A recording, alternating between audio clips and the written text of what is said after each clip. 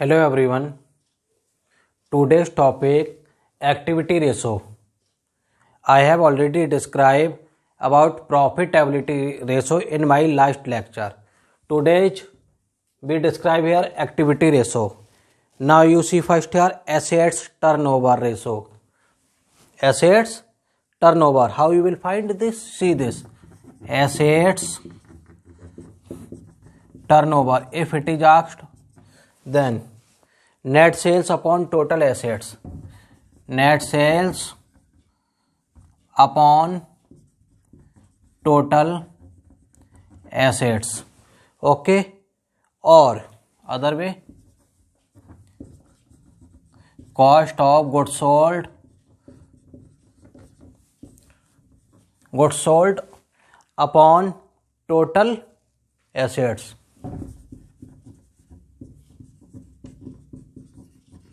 Next is formula fixed assets turnover. अब fixed asset turnover कैसे निकालना है?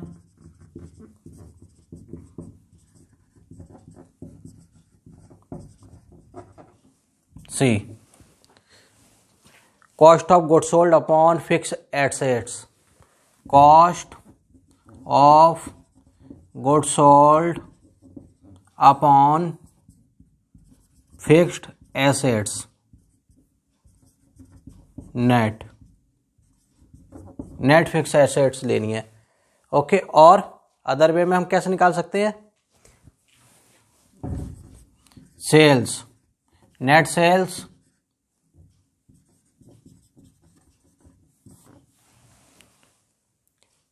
Net fix assets. Net fixed assets. देखो हमने यहाँ पे लिख दिया फिक्स एसेट्स पर नेट लिख दिया. चाहे नेट फिक्स एसेट्स लिख लो चाहे इस तरीके लिख लो, एक ही बात है. Next is current assets turnover. Current assets turnover. जब टर्नओवर की बात आती है ना तो जो आंसर आता है ना किस में लिखते हैं? हम लिखते हैं टाइम्स. इतने टाइम. ठीक. Cost of goods sold upon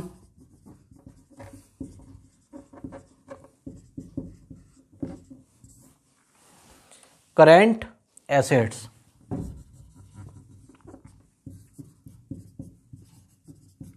okay. See next capital turnovers. अब कैपिटल टर्नओवर कैसे निकालनी है? Capital turnover. First one here total capital turnover. Total capital turnover. Formula is sales और cost of goods sold. Sorry, cost of sales और cost of sales upon capital upon total capital. जहां पर हमने ये लिखा है ना सेल्स की जगह आपको किसी किसी बुक में ऐसे लिखे मिलेगा revenue from operations. Okay. Sales word ना लिख के वहां पे वर्ड यूज किया गया revenue from operation. So don't be confuse about this. Both are same. Next is capital turnover. अब कैपिटल टर्नओवर कैसे निकालना है? सीधे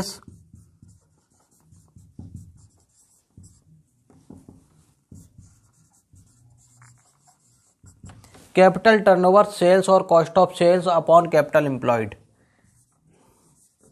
सेल्स और cost of sales upon capital employed. Okay. See next. ये कौन से टर्नओवर्स चल रहे हैं? कैपिटल टर्नओवर्स की बात कर रहे हैं इस समय. अब हम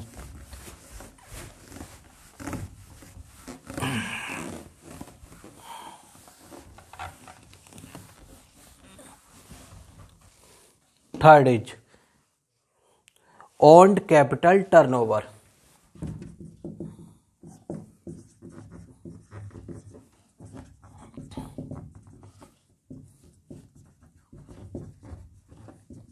owned capital turnover, sales or cost of sales upon shareholders fund.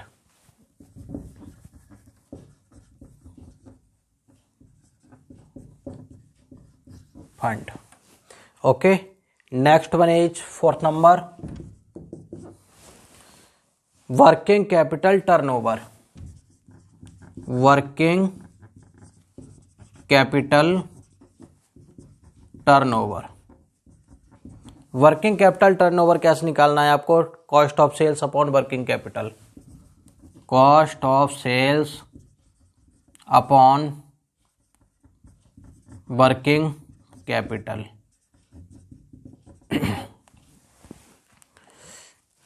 ये कौन से फॉर्मूले थे? एक्टिविटी रेशो में एसेट्स टर्नओवर थे। Okay, now next is inventory turnover.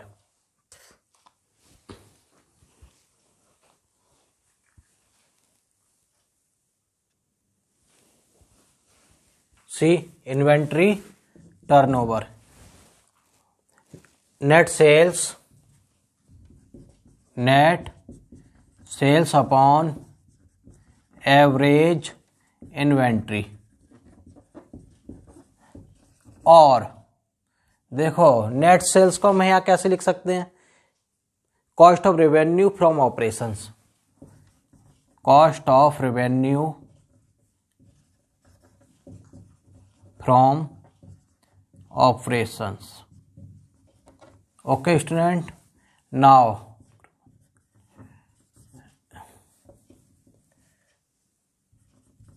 Average inventory. In you are seeing both word that are same. जो net sales लिखी गई है यहां पर, नेट सेल्स को हम क्या कहते हैं? Cost of revenue from operation. You will find these word, some box है this word is written and in bracket sales, some box है this is written, both are same. Okay, and average inventory, how you can find average inventory? देखो inventory का मतलब क्या होता है? Inventory means है stock. Stock का name है हमारा यहां पर inventory. Opening inventory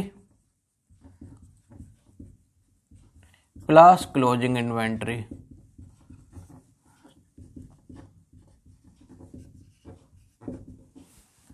upon 2.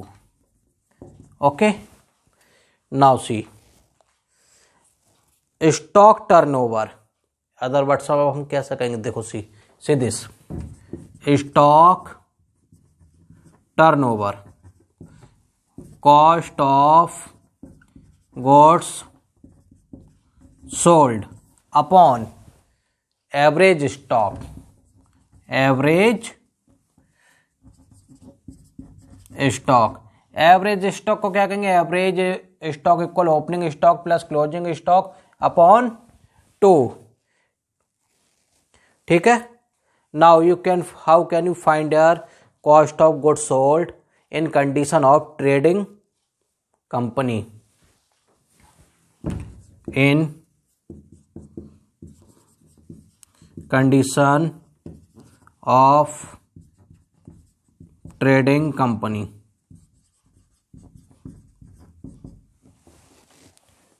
Cost of goods sold, COGS, cost of goods sold equal operating stock, no sorry here opening stock plus purchase.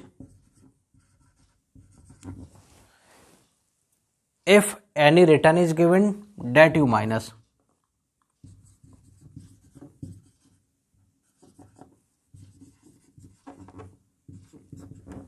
Purchase return, okay, plus expenses on purchase.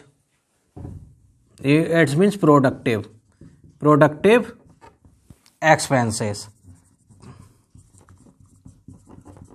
minus closing stock, What are productive expenses? Productive expenses are that type expenses which we used for to produce a goods. किसी goods को बनाने में जो expenses होते हैं that is productive expenses. Whatever any expenses, okay, that will be used for to production, that is productive expenses. Now COGS cost of goods sold ऐसे निकालते हैं, ठीक. स्टॉक वेलोसिटी अगर निकालने को कहा जाएगा, how can you find stock velocity? Stock velocity in month, if it is said in month, average stock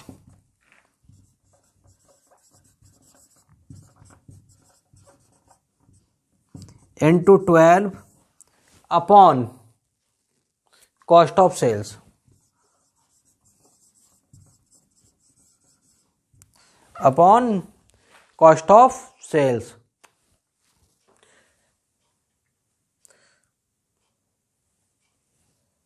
Next, stock velocity in days.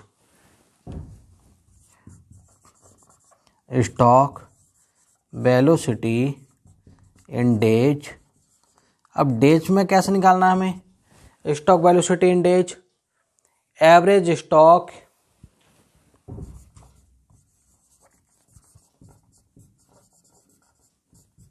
Into 365 upon cost of sales.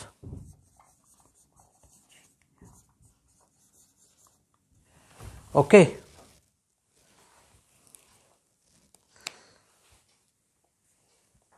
Next see, this is in condition of trading company. ये trading company की condition में था कि हमने COGS cost of goods sold कैसे निकाला in condition of manufacturing company. अगर manufacturing company की अगर हम बात करते हैं तो हम किस तरीके से यहाँ COGS निकालेंगे? क्या चाहिए होगा हमें सबसे पहले इसमें? Total cost. अब टोटल क्या कॉस्ट कैसे डिफाइन की गई है? Raw material consumed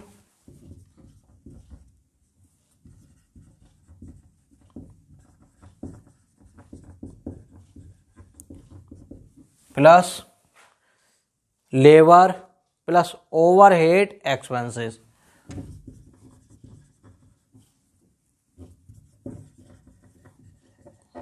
overhead expenses. अब देखो COGS कैसे निकालना है? COGS cost of goods sold, total cost, total cost this.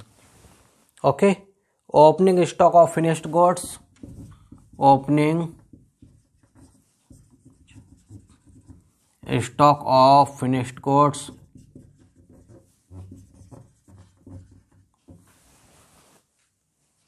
Less closing stock of finished goods.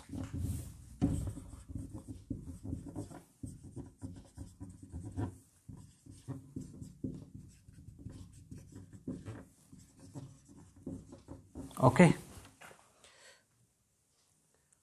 other way, cost of goods sold to find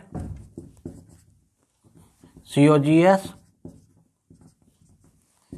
sales minus gross profit. Okay student, now see this raw material turnover. How can you find here?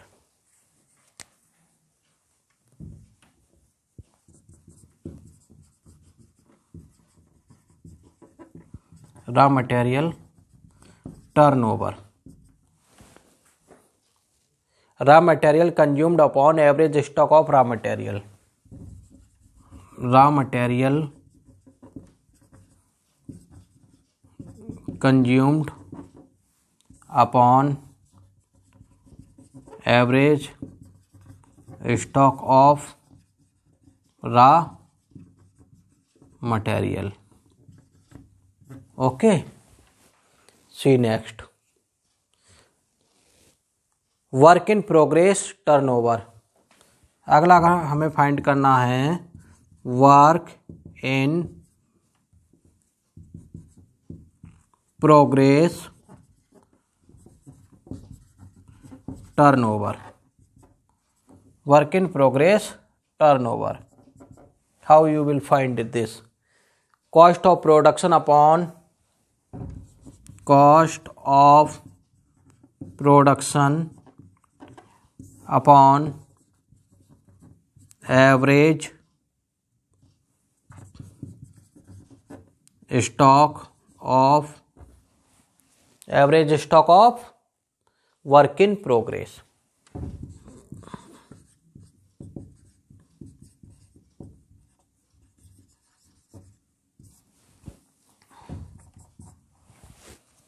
Okay, finished goods turnover.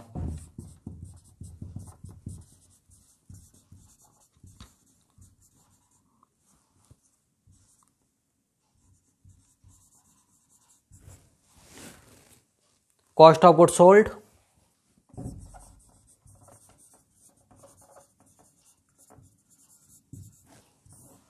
Upon हो जाएगा आपका average stock of finished goods. Average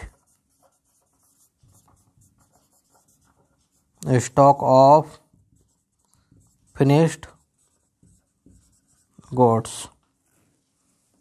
Okay, now see next formulas. Receivable turnover. अब receivable turnover कैसे निकालते हैं? See receivable turnover, net sales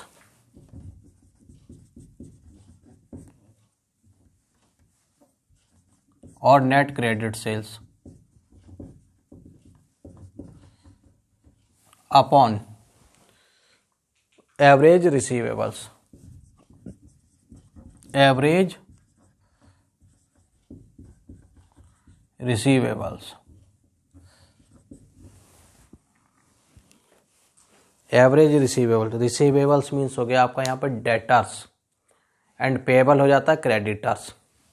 okay, we can write है debtors turnover credit sale upon average debtor. Okay, ऐसे लिख दोगे आप.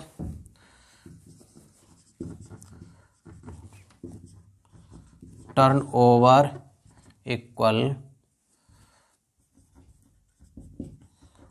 Net sales net credit sales upon average debtors. Okay, now see next.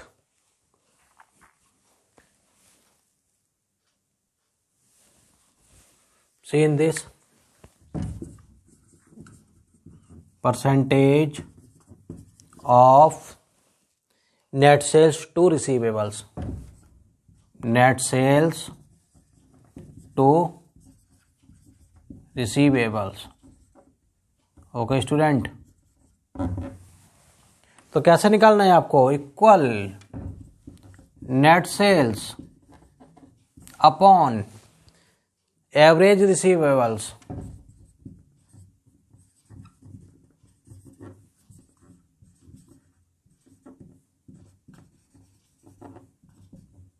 into 100. Okay, next is said, what is said here? Percentage of receivable to net sales दिया गया हो तो percentage of able to net sales. Average receivables, average upon net sales into 100. Now next, average collection period. Average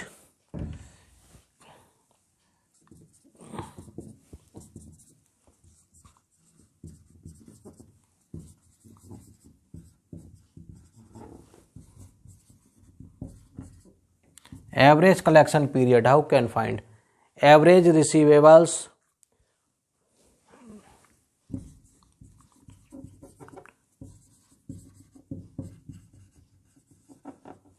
upon net credit sales per day.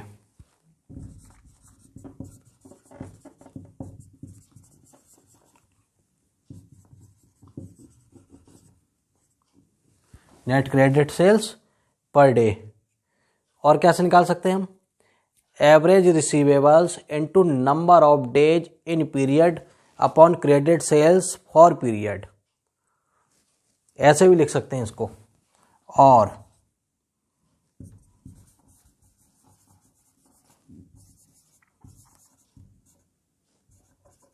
if it is given in the questions, average receivable into number of days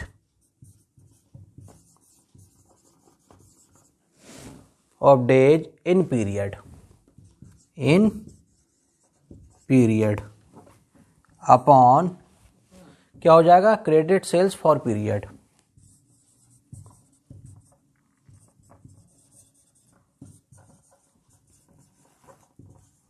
okay, now next is net credit sale per day. ये तो थी आपकी average collection period. अब हमें निकालना होगा, अगर if we find net credit sales per day,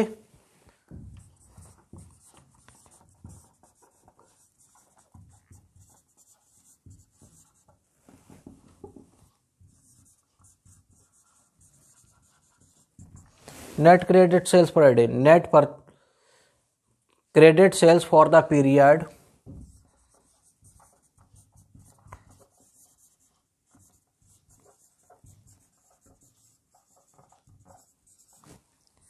upon credit sales for the period upon number of days in per period।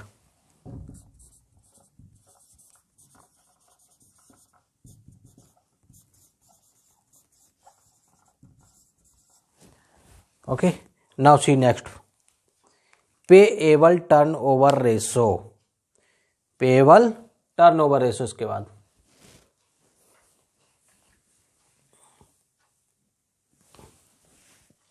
payable turnover ratio net purchases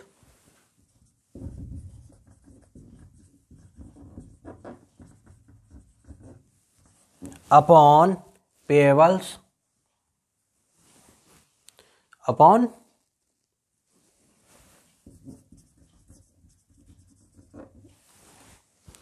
payables, or other way we can say it,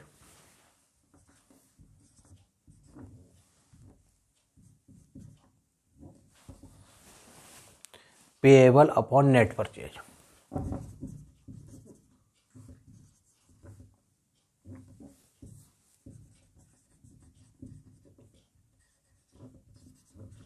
upon net purchase।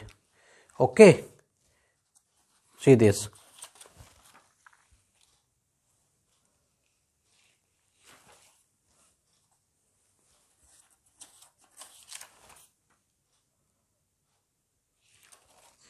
Next point हमारा क्या आ जाएगा? Percentage to net purchase to payable. देखो एक word देखो, यहाँ पे payable लिखा है ना,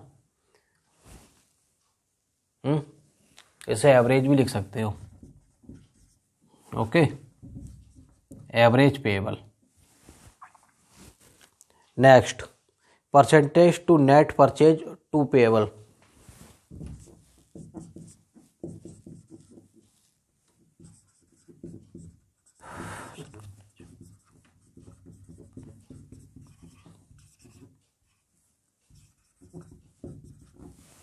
net purchase to payable. Formula net purchase into 100 upon payable. Net purchase upon payable into 100। Okay student, see next, if percentage of payable to percentage of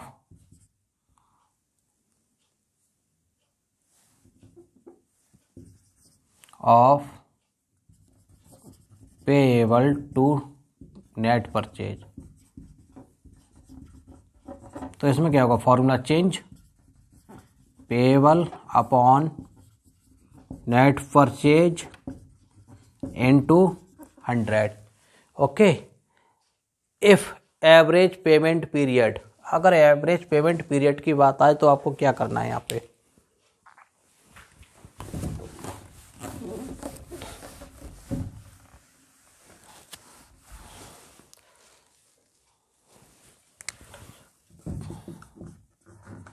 average payment period equal payable, average payable upon net credit purchase per day.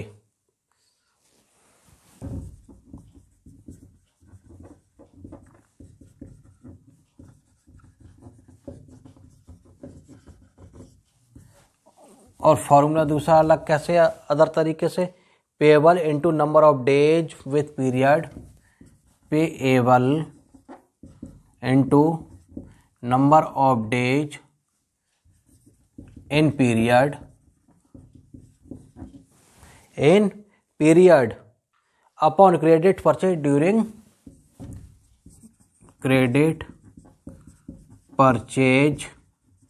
During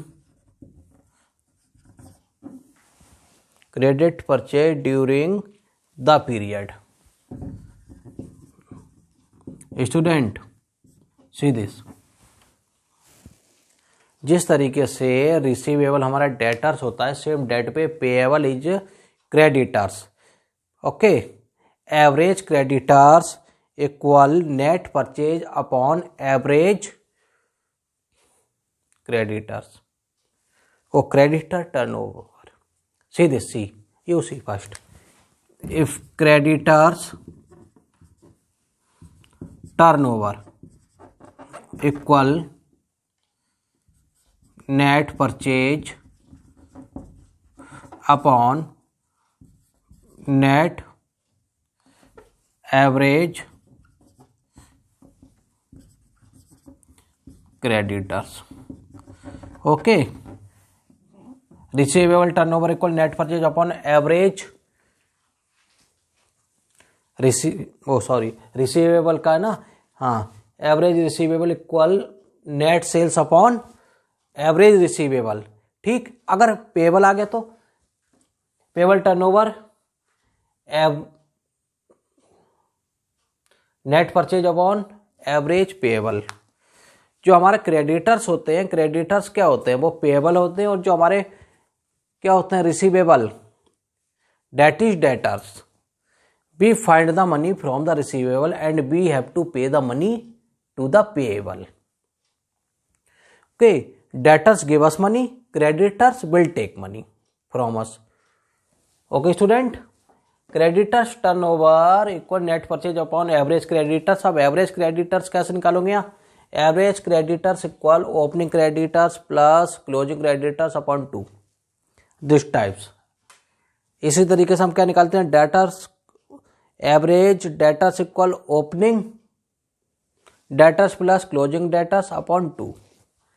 okay, these are the activities formula, activities ratio. Next is remain solvency and liquidity ratio. We will discuss about it in next lectures। Okay student, thank you, have a nice day।